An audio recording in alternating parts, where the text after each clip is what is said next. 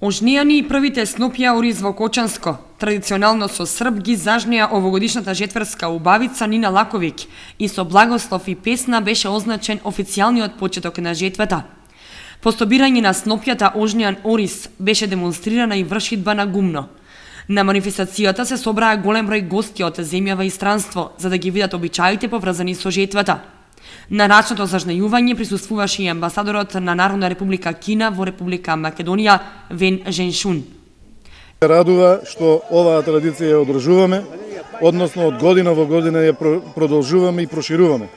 Со традиционалното денешно зажнејување во селото Прибачево допринесуваме да цела општина се вклучи и цела општина докаже дека живее од оризот, живее за оризот и понатаму ќе продолжи да живее од оризот.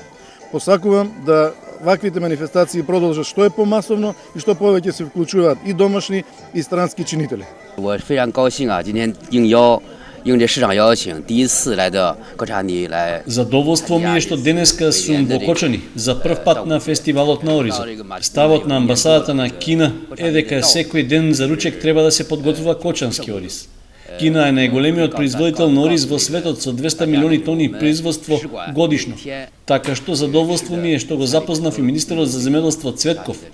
Ова е добра можност да размениме искуства за соработка во врска со оризопроизводството. Мило ми е што соработуваме и со вашиот градоначалник и мислам дека ќе изнајдеме начин за соработка во врска со оризот. Се надевам дека годинава жетвата ќе биде добра и им посакувам се најдобро на оризопроизводителите и на сите граѓани. По завршување на зажнејувањето, сите гости и домакините се упатија кон центарот на село Прибачево, каде што беа демонстрирани повеќе начини како и на што работеле домакинките во старо време. Се е ткало, се и танки работи, и подебелите, и черги, и платна, и рами, се ткае. А сега ја не верувам да сака да работат.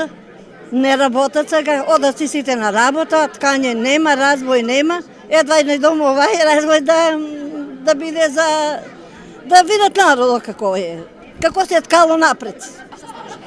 Епа мотат се, става се прегета на ленчето, па се земе во прегета, па се мота на чакрако на калем, на цевка, и па се става по соферга, па се на разбоја носи, па се ткае. На подготвената бина настапија домашни и странски фолклорни групи, а присутните ги поздрави градоначалникот на општина Кочани Ратко Димитровски и министерот за земјоделство Михаил Цветков.